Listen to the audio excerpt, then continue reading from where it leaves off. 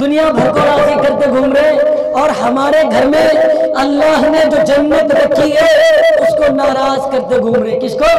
جو جنت ہمارے گھر میں اس کو ناراض کر رہے۔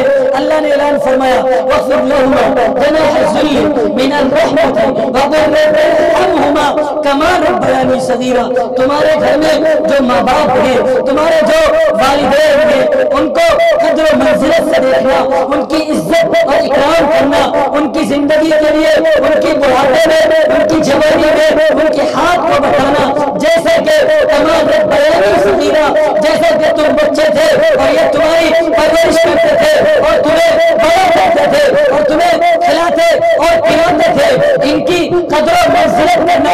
آقا نے کیا کہا؟ اگر ان کی قدر و منزلت نہ کی تو تمہاری ہماری بخشش رک سکتی ہے۔